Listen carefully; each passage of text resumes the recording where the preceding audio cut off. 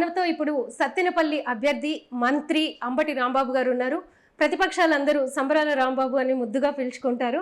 అలానే ఓల్డ్ అయిపోతున్నా కూడా చాలా యూత్గా ఉండి యూత్ని అట్రాక్ట్ చేయడానికి ఆయన చేసే కామెంట్స్ కానీ ఆయన డాన్సెస్ కానీ చాలా పాపులర్ అయినాయి. బట్ ఎలక్షన్ ప్రచారం ఎలా జరుగుతుంది ఏంటనేది రాంబాబు గారితో మాట్లాడదాము.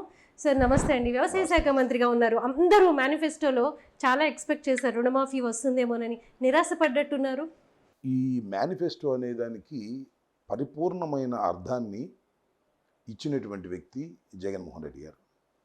మేనిఫెస్టోలో ఏది చెప్పానో అది నా పరిపాలన అనంతరం, అంటే ఆ 5 years టర్మ్ తర్వాత రివ్యూ చేసుకుంటే అమలు చేశాను అనేటువంటి భావన ప్రజల్లో కలగాలి అనేటువంటి ఒక కాన్సెప్ట్. మీకు తెలుసు, నాకు తెలుసు, అందరికీ తెలుసు. చాలా ఎన్నికలు చూసాం మనం. మేనిఫెస్టో ఇంతంత పుస్తకాలు ఉండేవి. అసలు మేనిఫెస్టోకి ఆ తర్వాత ఎన్నికల్లో గెలిచిన తర్వాత ఆ ప్రభుత్వం అమలు చేసిన విధానాలు ఎక్కడ లేవు. ద ఫస్ట్ టైం నాకు తెలిసి ఇండియాలో, నాకు తెలియదు కానీ ఆంధ్రప్రదేశ్లో 89లో నేను కంటెస్ట్ చేశా.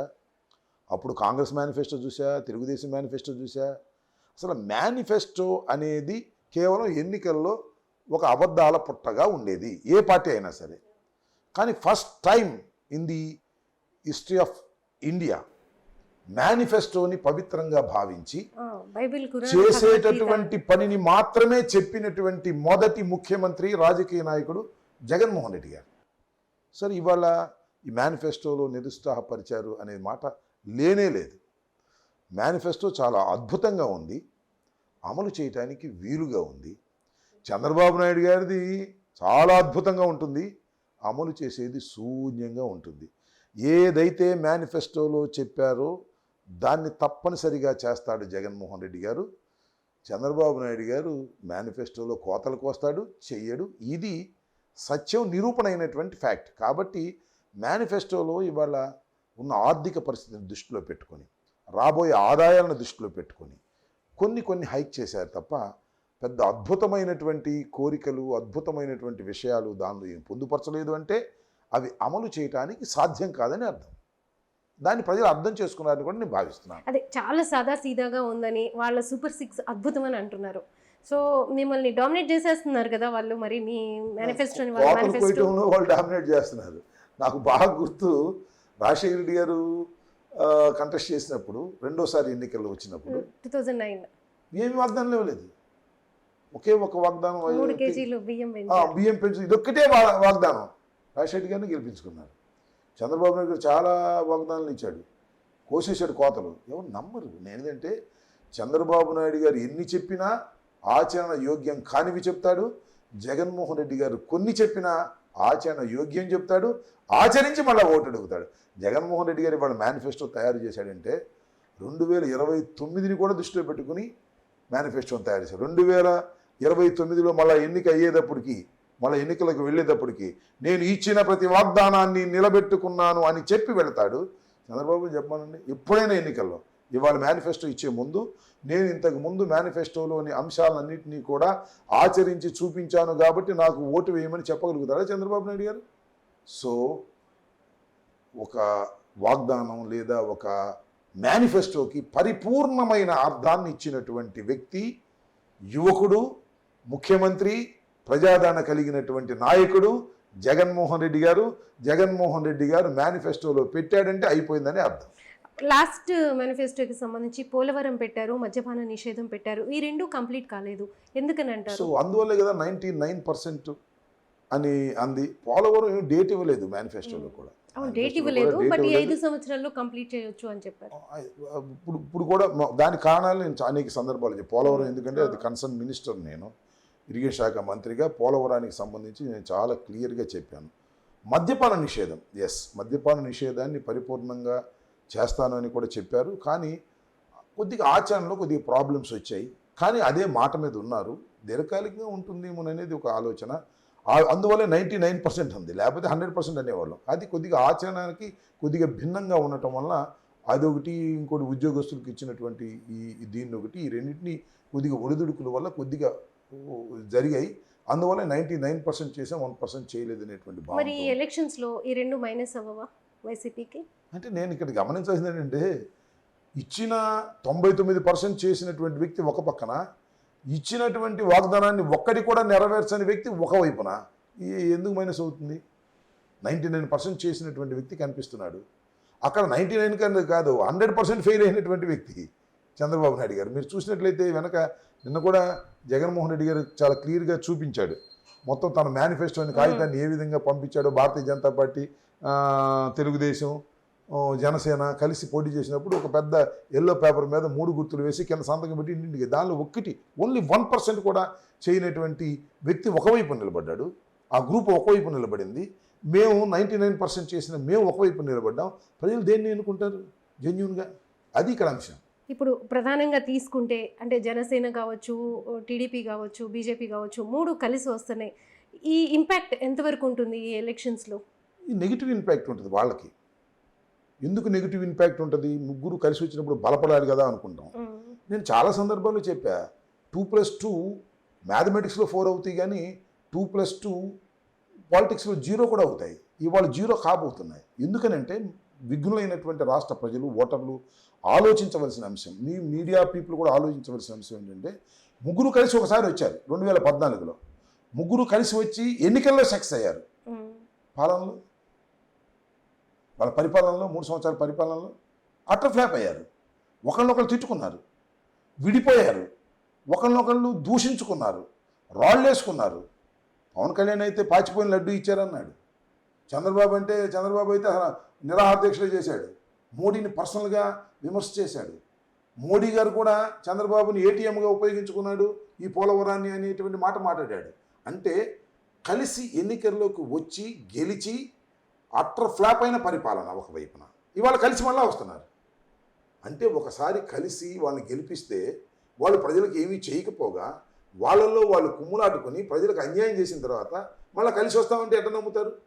సో ఈసారి నెగిటివ్ ఇంపాక్ట్ ఉంటుంది వాళ్ళ మీద. పోయినసారి ఏదో బాగా పరిపాలన చేస్తారు, ముగ్గురు కలిసి వచ్చారు కదా అని ఆశపడ్డారు. వాళ్ళు ముగ్గురు కలిసి వచ్చి ఫెయిల్యూర్ అయ్యారు పరిపాలనలో. కాబట్టి ఆ పరిపాలన గుర్తుపెట్టుకుంటారు తప్ప మేము ముగ్గురు గెలిచాం, పోయినసారి గెలిచాం, మళ్ళీ గెలుస్తామంటే బాగా చూడటానికి. పోయినసారి గెలిచి ఏం చేశారు? సో ఈ ముగ్గురు కలవటమే జగన్మోహన్ రెడ్డి గారికి మరింత బలాన్ని పెంచిందనేది నా అభిప్రాయం. రేపు ఈవీఎంలు తెలిసిన తర్వాత కూడా మీరు చూస్తారు, ప్రజలు చూస్తారు. ఈ ముగ్గురు కలవడాన్ని ప్రజలు క్షమించరు, సహించరు. పవన్ కళ్యాణ్ ఫ్యాన్స్తో భయపడిపోతున్నట్టున్నారు. ఫోన్ కాల్స్ ఇలాంటివన్నీ వస్తున్నాయి, ఎందుకంటే మీరు ఒక్కరే మాట్లాడుతూ ఉంటారు కదా ఎక్కువగా. అని కాదు, నేనేంటంటే పవన్ కళ్యాణ్ దగ్గర ఉన్నటువంటి వాళ్ళు కొంతమంది మంచి వాళ్ళు ఉండొచ్చు. ఒక రకమైన కేసులు ఉన్నాయి ఆయన దగ్గర. ఊరిని ఆవేశపరులు ఏదేదో మాట్లాడతారు, ఫోన్లు చేసి నాకు నా అన్నోన్ నెంబర్స్ వస్తే అందుకని ఏదేదో మాట్లాడుతుంటారు పవన్ కళ్యాణ్ బ్యాచ్. పవన్ కళ్యాణ్ ఉన్న లక్షణాలే వాళ్ళకి ఉన్నాయి. మీరు చూశారు కదా, పవన్ కళ్యాణ్ మామూలుగా మాట్లాడుతుంటాడు, ఒకసారి రెచ్చిపోతుంటాడు, ఆవేశపడిపోతుంటాడు, ఏదో పర్సనల్గా గడ్జి పెంచుకుని వెళ్ళిపోయి జగన్మోహన్ రెడ్డి నీ సొంతమా ఇది నీ జాగీరా అంటాడు, నువ్వెంత పెద్ద మగోడివా అంటాడు. ఏం నాకు అర్థం కాల. జగన్మోహన్ రెడ్డి గారిని మగోడా అని అనిగే పరిస్థితి కానీ, నువ్వేమన్నా వీరుడివా, నువ్వేమన్నా సూర్యుడివా, నీదేమన్నా పెత్తనమా, నీ జాగీరా అంటాడేంటి? Is an elected CM, chief minister of Andhra Pradesh. ఆయన నీ జాగీరా అంటాడు. ఏం నాకు అర్థం కాదు. ఈయన జాగీరా? 2 చోట్ల నిలబడి ఒక చోట కూడా గెలవని వ్యక్తి పార్టీని తీసుకెళ్ళి చంద్రబాబుకి ఇచ్చి 24 సీట్లు తీసుకున్నాడని అందరూ అనుకున్నారు. లేదు 21 అన్నాడు. పోనీ ఆ 21 సక్రమంగా ఇచ్చామంటే తెలుగుదేశం వాళ్ళు తీసుకుని ఇచ్చాడు. ఏంటి వాట్ ఇస్ దిస్? సో నేను అనేక సందర్భాల్లో చెప్పా, పవన్ కళ్యాణ్ అనేటువంటి వ్యక్తి రాజకీయాలకు పనికిరానటువంటి వ్యక్తి. రాజకీయాలు తెలియవు. కేవలం చంద్రబాబుకు ఊడిగం చేయడానికి, చంద్రబాబుకి కాపుల్ని తాకట్టు పెట్టడానికి, చంద్రబాబును ముఖ్యమంత్రి చేయడానికి మాత్రమే పార్టీ పెట్టి రాజకీయాలు నడుపుతున్నటువంటి ఒక వ్యక్తి. కుక్క తోక పట్టుకుని గోదావరి ఈదినట్టే పవన్ కళ్యాణ్ నమ్ముకుంటే అని చెప్పాను. ఇప్పుడు ఇది నిరూపణ అవుతుంది. అందరూ కూడా ఇదే ఆయన మీద ఈ ఇమేజ్ ని మీరందరూ కలిసి క్రియేట్ చేసి అదే రుద్దేస్తున్నారని పవన్ కళ్యాణ్ సైన్యం కూడా అంటుంది. ఒకళ్ళు రుద్దితే ఇమేజ్ తగ్గుతుందా? ఆయన్ని ఓడించడానికేమో మీరు కడప నుంచి తీసుకొచ్చి పిఠాపురంలో జనాన్ని పెడుతున్నారని అంటున్నారు. పిచ్చి మాటలు. చంద్రబాబు శిష్యుడు కదా, దత్తపుత్రుడు కదా. అప్పుడు కాపు ఉద్యమం అప్పుడు రైలు తగలేస్తే కడప నుంచి వచ్చి రౌడీలు తగలేశారని చెప్పారు. ఇప్పుడు తునిది కూడా మీకే ముడి పెట్టారు కదా. తునిది నిన్న మొన్న కామెంట్స్ చేస్తున్నారు కదా ఆయన, తునిది మీరే చేయించారు సంఘటన అని. ఐ మీన్ మీరు కాదు, పార్టీ. పార్టీ చేయాల్సిన అవసరం ఉంది, కడప నుంచి గుండాలు వచ్చారని చెప్పాడు. So these are all allegations, false allegations. ఏదో ఆ క్షణంలో ఎలిగేషన్ చేసిస్తే నమ్ముతారు జనం. ఫ్యాక్ట్స్ అనేవి ఎక్కడ ఆగవండి. మీడియాలో మనం స్టేట్మెంట్ ఇచ్చినా ఫ్యాక్ట్స్ అనేది ఆ నోట తెలుస్తాయి.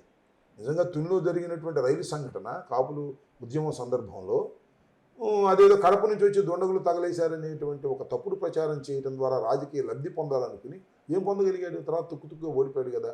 ఇవాళ కూడా పిఠాపురంలో మన పవన్ కళ్యాణ్ ఓడించడానికి ప్రయత్నం చేస్తాం. What is wrong in it? Pawan Kalyan ఓడించడానికి ప్రయత్నం చేస్తాం, చంద్రబాబును ఓడించడానికి ప్రయత్నం చేస్తాం, లోకేష్ను ఓడించడానికి ప్రయత్నం చేస్తాం, సైకిల్ గుర్తు పెట్టుకున్న ప్రతి వాడిని ఓడించడానికి ప్రయత్నం చేస్తాం. నన్ను కూడా వాళ్ళు ఓడించడానికి ప్రయత్నం చేస్తారు. జగన్మోహన్ రెడ్డి గారిని కూడా ఓడించడానికి ప్రయత్నం. It's the game, it's the part of the game. నన్ను ఓడించడానికి ప్రయత్నం చేశారంటే నేను లేపడానికి ప్రయత్నం చేయాలా? తుక్కుగా ఓడించడానికి ప్రయత్నం చేస్తాం. మాకు సాధ్యమైతే డిపాజిట్ కూడా రాకుండా చేయడానికి ప్రయత్నం చేస్తాం. అల్టిమేట్గా ప్రజలు ఏ నిర్ణయం తీసుకుంటారు అనేది ప్రజల ఇష్టం తప్ప, వాళ్ళ ఆధీనం తప్ప అంత కాదు కదా. నన్ను ఓడించడానికి ప్రయత్నం చేస్తారంటే yes, we are here for that. ఇప్పుడు అంటే పవన్ కళ్యాణ్ విషయం తీసుకుంటే మీ మీద కూడా ప్రధానంగా చాలా విమర్శలు వస్తున్నాయి. అలానే ఒకవైపు నుంచి లోకేష్ కూడా మీ పేరు రెడ్ బుక్లో రాసేసుకున్నాను, మీ అంత చూసేస్తానని అంటున్నారు వాళ్ళు అధికారంలోకి వస్తే. ఏంటి సిచ్యువేషన్ ఇక్కడ? ఇప్పుడు రెడ్ బుక్ ఏంటంటే నాకు అర్థం కాదు. ఒక మెంటల్ కేస్. కేవలం మాజీ ముఖ్యమంత్రి చంద్రబాబు నాయుడు గారి కుమారుడైతేనే రాజకీయ నాయకుడిని అయిపోతాను అనుకునే భ్రమలో ఉన్నటువంటి వ్యక్తి. అతను పొలిటికల్గా ఏం మెచ్యూరిటీ లేదు, రాదు కూడా. భవిష్యత్తులో వచ్చే అవకాశం కూడా కనిపించట్లా. మీరు చూశారు కదా, ఆయన పాదయాత్ర చేశాడు, దానిలో రెడ్ బుక్ అన్నాడు. ఏది ఇవాళ ఎక్కడున్నాడు? Wear he's? మంగళగిరికే పరిమితం అయిపోయాడుగా, తన క్యాండిడేట్గానే పరిమితం అయిపోయాడుగా. మరి ఆయన ఎట్లా లీడర్? నాకు అర్థం కాలేదు. పార్టీని మోసే లీడర్ అన్నారే, చంద్రబాబు తర్వాత ఆయనే వారసుడు అన్నారే, ఇంత సుదీర్ఘ ప్రయాణం చేశాడు, యువగళం అని చెప్పేసి ప్రయాణం చేశాడే, వీడు కనిపించడే, రాడే. రాజకీయ విశ్లేషకులు అందరూ చంద్రబాబుకి ఆయనకి చెప్పింది ఏంటంటే, మీ అబ్బాయి ఎక్కడ కాలు పెడితే అక్కడ భస్మం అయిపోద్ది, మీ అబ్బాయిని కాలు పెట్టనివ్వమాకండి అని చెప్పారు. అందువల్ల మంగళగిరికే పరిమితం అయ్యాడు. మంగళగిరి కాలు పెట్టాడుగా భస్మే. మంగళగిరిలో కూడా అతను గెలవడు, ఇంకో చోటకి వెళ్ళినా కూడా గెలవడు. ఇది రాజకీయ విశ్లేషకులు చెప్పినటువంటి ఒక మాట. ఆ మాటను చంద్రబాబు నాయుడు గారు ఫాలో అవుతున్నాడు.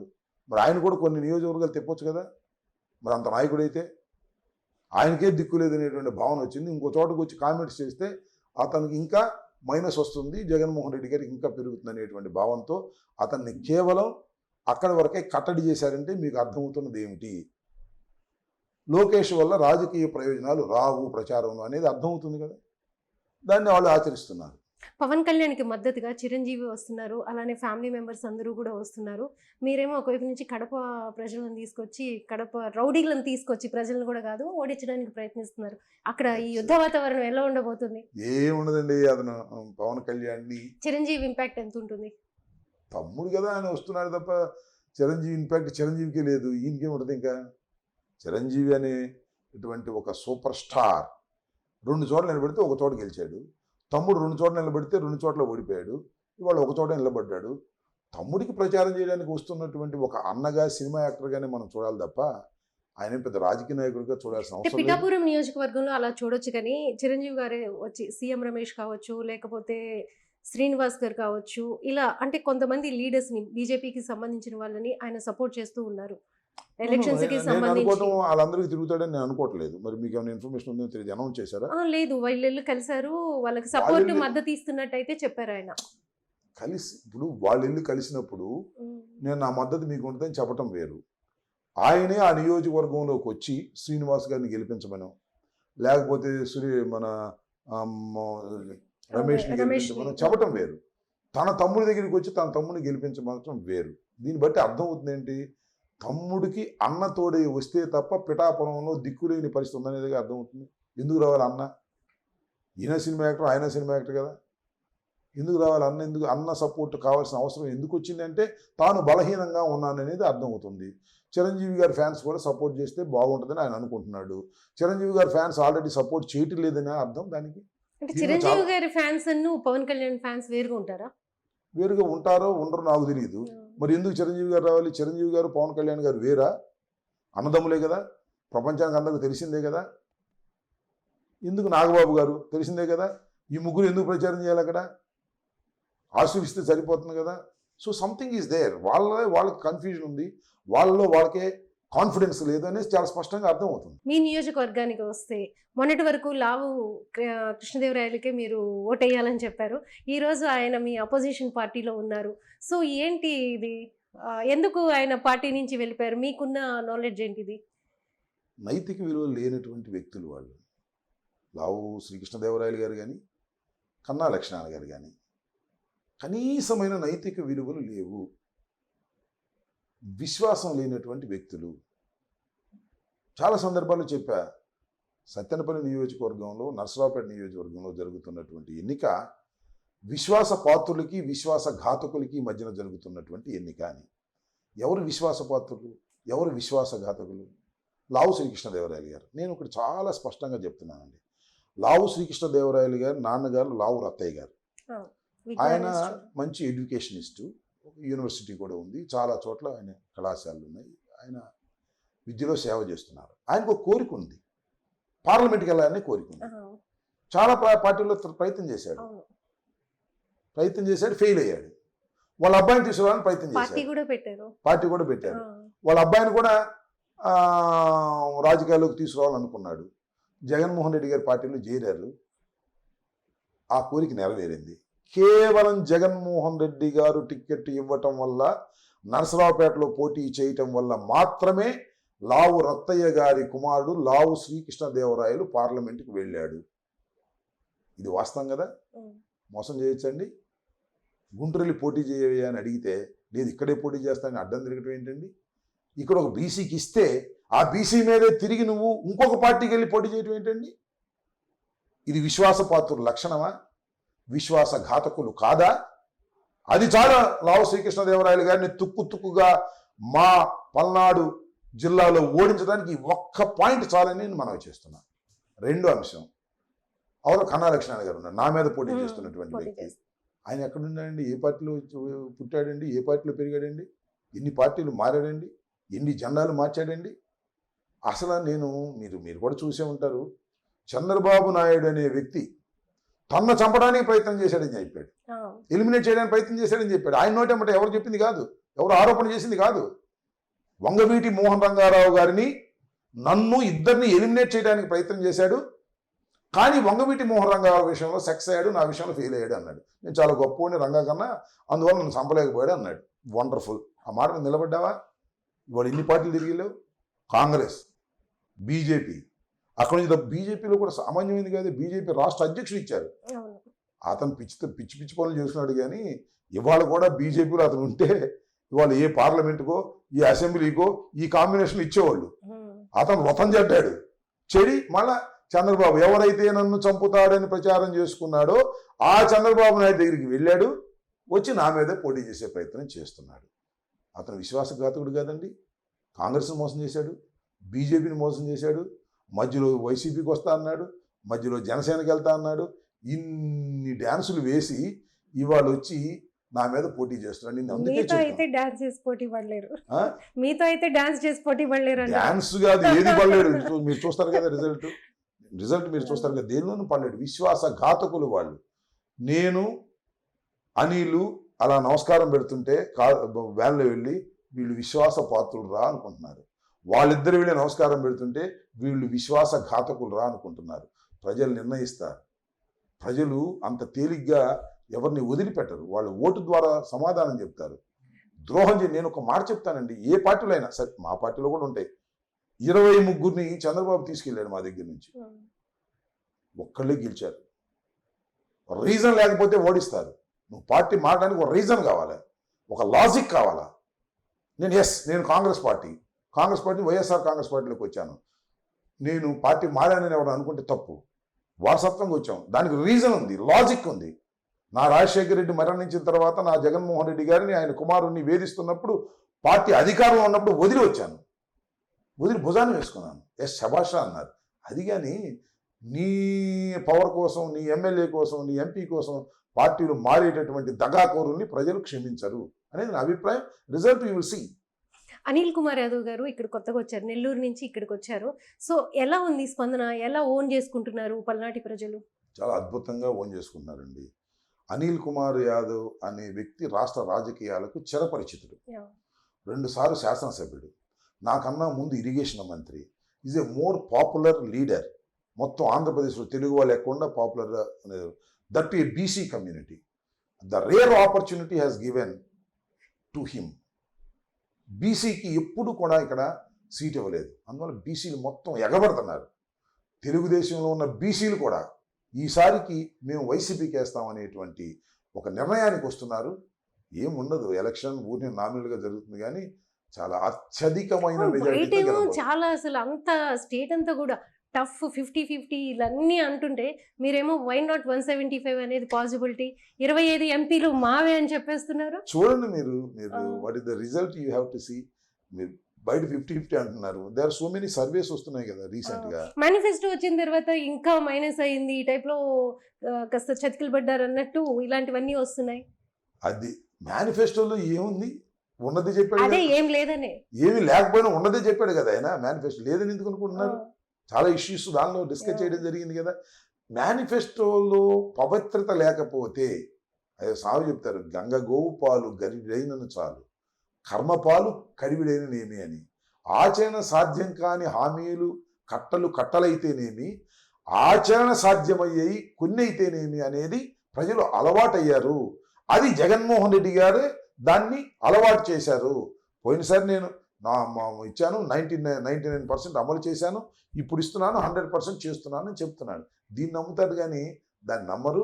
నేను ఒక మాట చెప్తున్నానండి, 100కి 100 పాళ్ళు 175 సీట్లు మా టార్గెట్. 1-2 మిస్ అవుతాయో మిస్ కావో చూద్దాం. 100% జగన్మోహన్ రెడ్డికి చాలా ఆప్యాయతతో ప్రజలు ఉన్నారు. మళ్ళా తిరిగి జగన్మోహన్ రెడ్డి గారిని గెలిపించుకోవాలి, ఈ రాష్ట్రానికి ముఖ్యమంత్రిగా చేసుకోవాలనే తాపత్రయంతో అన్నిటికన్నా ముఖ్యంగా మహిళలు ఉన్నారు. నేను ఇవాళ క్యాంపెయిన్లోకి వెళ్తుంటే మహిళలు వచ్చేస్తున్నారు క్యాంపెయిన్లోకి. ఇప్పుడు రాలా, తక్కువ వచ్చేవాళ్ళు. ఇప్పుడు పెద్ద ఎత్తున పురుషుల కన్నా కూడా మహిళలు వచ్చి మా జగనన్న మళ్ళీ ముఖ్యమంత్రి చేసుకుంటాం, నా బిడ్డను మళ్ళీ ముఖ్యమంత్రి చేసుకుంటాం అనేటువంటి మాటలు మాట్లాడుతున్నారు. ఇది వాళ్ళకి అర్థం కాకపోవచ్చు. మీరు రేపు 4వ తారీఖున బ్యాలెట్లు ఓపెన్ అయిన తర్వాత మీకే అర్థమవుతుంది. అద్భుతమైన ప్రజాదరణ జగన్మోహన్ రెడ్డి గారికి ఉంది. 2019 నుంచి ఇక్కడ ఎమ్మెల్యేగా ఉన్నారు, మంత్రిగా పనిచేశారు. మీరు ఈ నియోజకవర్గంలో పర్టికులర్గా ఏమేమి కంప్లీట్ చేశారు, ఇంకా కంప్లీట్ చేయాల్సినవి ఏమున్నాయి, ఈ ఎన్నికలకి ఏ అజెండాతో వెళ్తున్నారు? పార్టీ అజెండా కాదు, మీ అజెండా ఈ నియోజకవర్గానికి. ఒకటి ఈ నియోజకవర్గంలో నేను శాసనసభ్యుడిగా అయిన తర్వాత ఈ 2 సంవత్సరాల మంత్రిగా, 3 సంవత్సరాల శాసనసభ్యుడిగా, ఇది పార్టీ చేసేవి కొన్ని, వ్యక్తిగతంగా చేసేవి కాన్స్టిట్యున్సీవి కొన్ని. మా కాన్స్టిట్యున్సీలో ఉన్నటువంటి కొన్ని క్లిష్టమైనటువంటి, ముఖ్యంగా మా టౌన్లో ఏదైతే ఉందో, టౌన్లో ఈ సాలిడ్ వేస్ట్, మీరు ఎప్పుడైతే నర్సాపేట రోడ్లోకి వెళ్తున్నారో ఈ లెఫ్ట్ సైడ్ని చాలా దుర్గంధం వేసి దశాబ్దాల పాటు అక్కడ అలా ఉండేది. దాన్ని అంతా బయోమైనింగ్ చేసి దాన్ని అంతా క్లీన్ చేసి అది చాలా రిలీఫ్ టు ది టౌన్కి. చాలా ఎప్పుడప్పుడు పొగలు వస్తుండేది, రాత్రిపూట ఏదో మంటలు వస్తుండేవి. అన్నీ కూడా చాలా పట్టుదలగా జగన్మోహన్ రెడ్డి గారితో మాట్లాడి we have to clear that, దాన్ని క్లియర్ చేయడం జరిగింది. ఇంకొక పెద్ద ఉపయోగం సత్తెనపల్లికి జరిగింది ఏంటంటే, నర్సరావుపేట జిల్లా హెడ్ క్వార్టర్గా ఎప్పుడైతే డిసైడ్ చేశామో, very near to Narasaraopet, almost Narasaraopet and Sattenapalli mix అయిపోయాయి. ఇప్పుడు నర్సరావుపేట, సత్తెనపల్లి నుంచి నర్సరావుపేట వెళ్ళే రోడ్డుకి ఇరువైపులా నీకు ప్లాట్లు వచ్చేసాయి, బిల్డింగ్స్ వచ్చేస్తాయి, ఆటోమేటిక్గా ట్విన్ సిటీస్ లాగా కలిసిపోతాయి.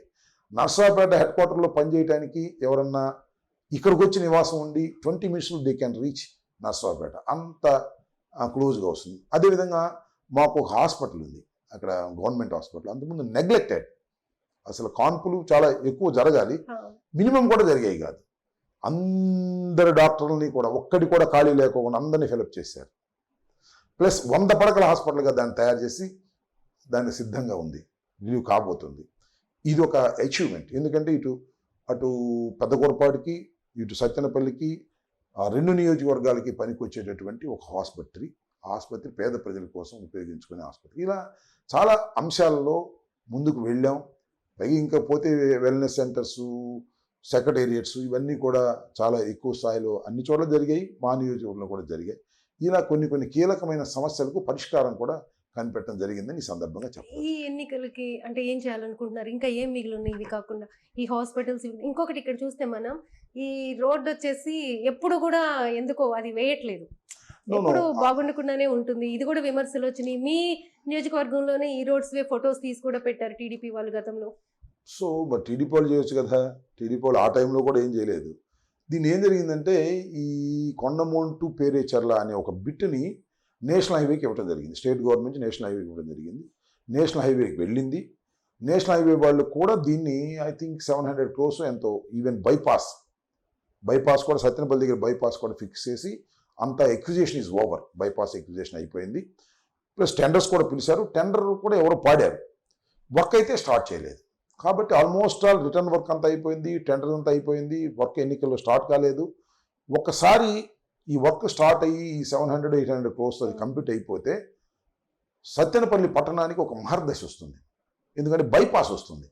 సత్యనపల్లి నుంచి ఇప్పుడు మనం వెళ్తున్నాం కదా, మీరు వచ్చి ఉంటారు. అట్లా కాకుండా బైపాస్ వచ్చినప్పుడు ఆ bypass acquisition is also completed. ఇప్పుడైతే బైపాస్ వస్తుందో ఎక్సెస్ అయిపోతుంది. సో ఇది కూడా వైఎస్ఆర్సీపీ ప్రభుత్వం ఉన్నప్పుడే ఇది జరిగింది అనే విషయాన్ని కూడా నేను చాలా స్పష్టంగా గర్వంగా నేను చెప్తున్నాను. Of course central government scheme ఇది. ఎందుకంటే బైపాస్ ఒకసారి నేషనల్ హైవేలోకి వెళ్ళిన తర్వాత ఇది స్టేట్ గవర్నమెంట్ కింద ఉంది. దాన్ని ట్రై చేద్దామని అనుకున్నాం. దీన్ని సెంట్రల్ గవర్నమెంట్కి పంపితే బాగుంటుందని సెంట్రల్ గవర్నమెంట్కి స్టేట్ గవర్నమెంట్ రికమెండ్ చేసింది.